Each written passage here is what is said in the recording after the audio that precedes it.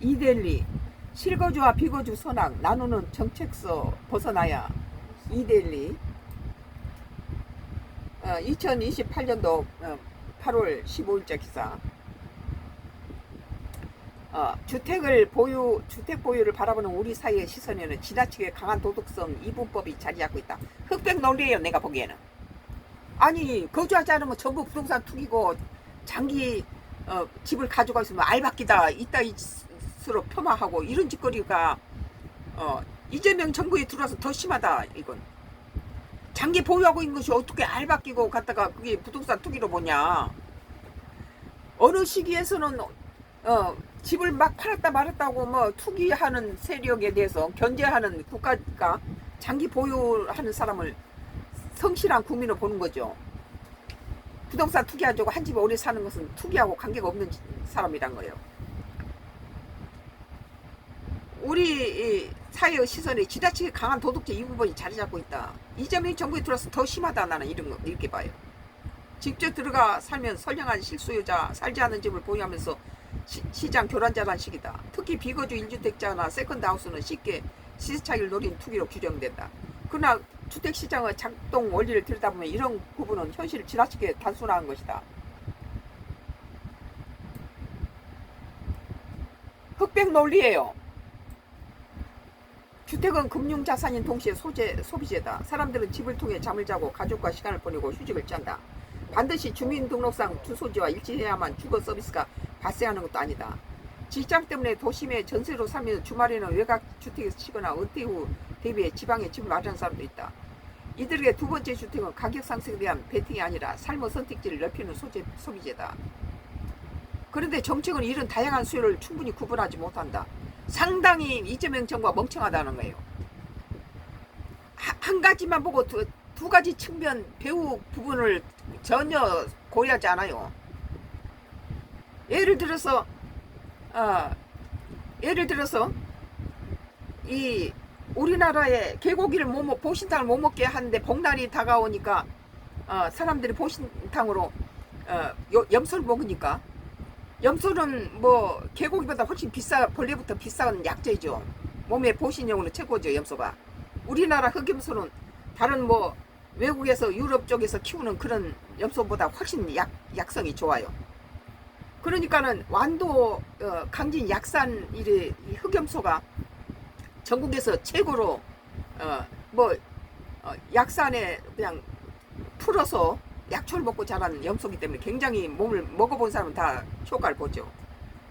그러니까 이제 복날에 보신탕 대신 염소를 먹다 보니까 염소값이 오르니까 이재명 정부가 한 것 좀 보세요. 당장 호주에서 염소를 수입해버려요.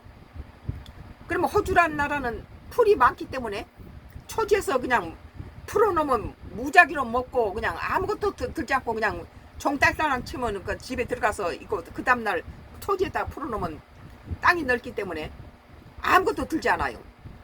근데 우리나라는 땅이 좁기 때문에 방목하는 데도 있긴 있지만 대부분 땅이 좁으니까 염소장에다 넣어놓고 외국에서 수입한 사료를 먹여요. 그러면 요즘 뭐 사료값이 얼마나 많이 올랐습니까? 그런데 이재명 정부가 보신탕 먹는 사람을 갖다가 염소로 돌리고 이러는데 염소값이 너무 비싸지니까 염소는 새끼 한 마리에 30만 원씩 하고 중간치는 한 40만 원에서 60만 원 가고 그다음 마켓은 120만 원까지도 한 마리다 갔지요. 그런 것을 염소값이 오르니까 이재명 정부가 앞뒤 가리지 않고 바로 호주에서 염소들을 막 대거로 갖다 수입을 해버려요. 염소값이 보신탕보다 더 싸게 그냥 갖다 공급해버린 거예요.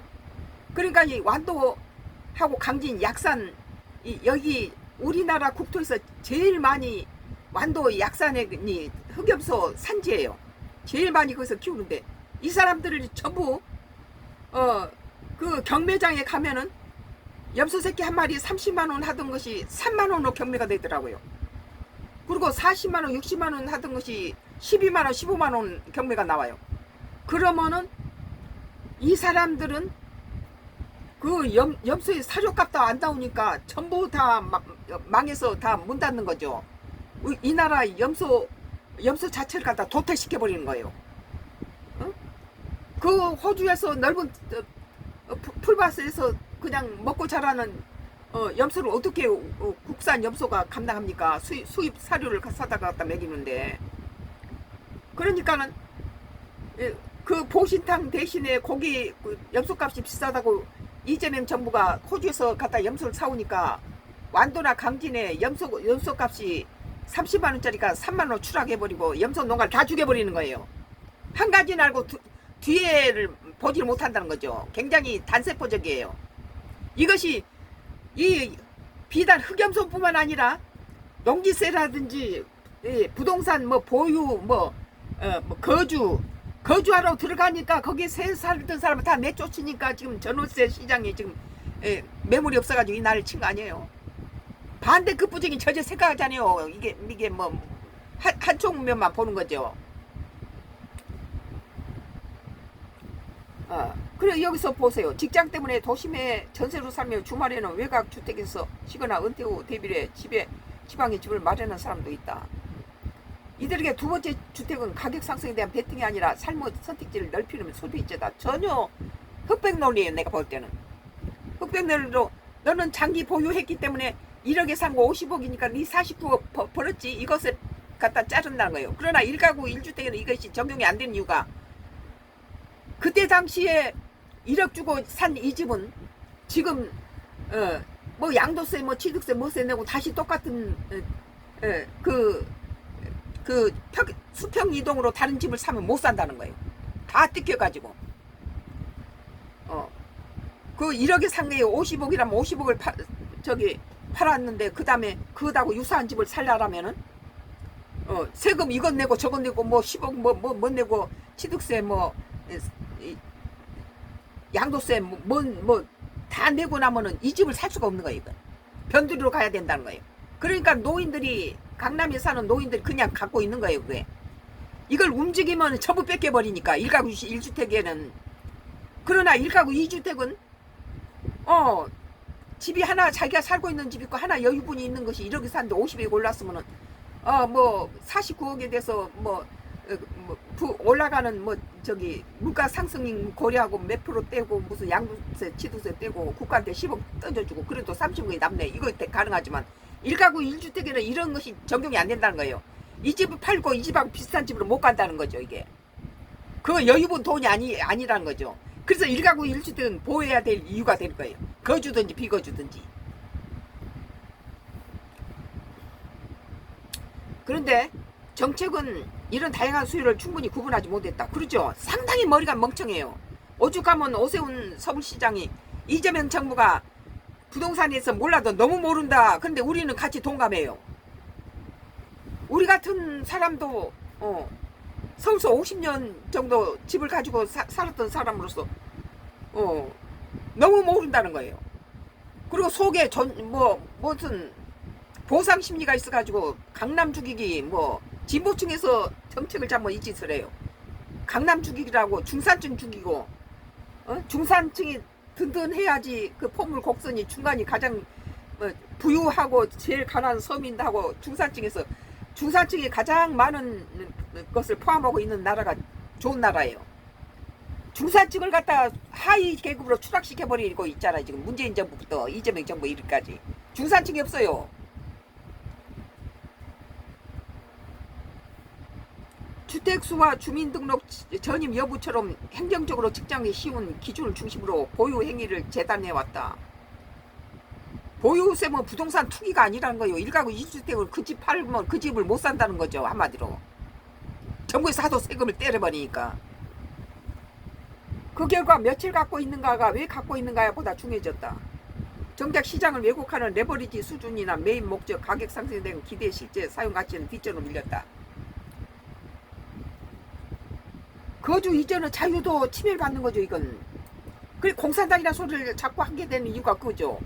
내가 내 집을 사서 거기서 2년을 보유하든 말든 1가구 2주택자에 대한 어떤 기본적인 걸 해줘야 되는데 내가 지금 돈을 큰 집을 살 돈이 없으니까 적은 집을 사놓고 우리 식구는 8명인데 집은 방 두 칸이란 거예요.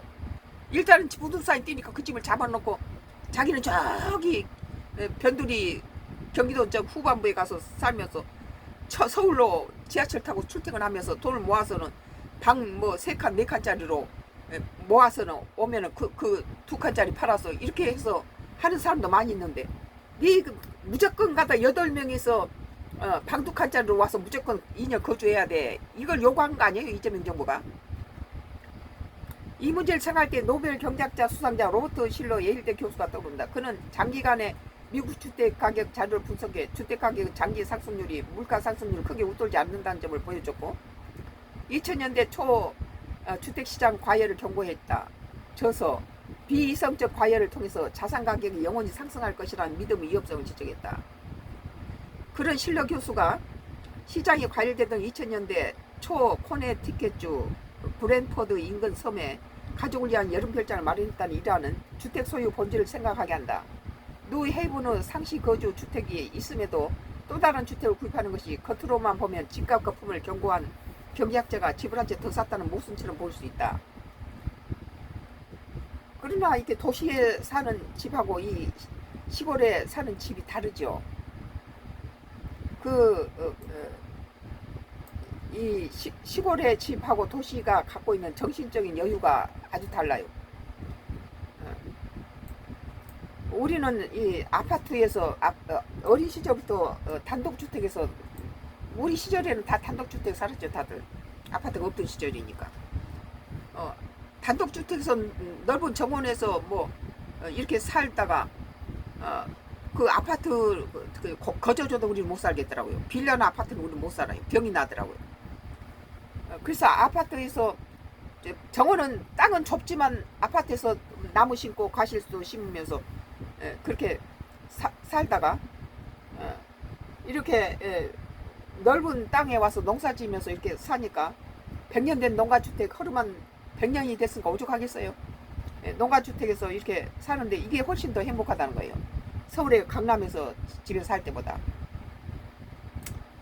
오늘 이델리 실거주와 비거주 선악 나눈 정책서 벗어나야 라는 기사에 대해서 썬가브루스 나의 정치 코멘트를 했습니다.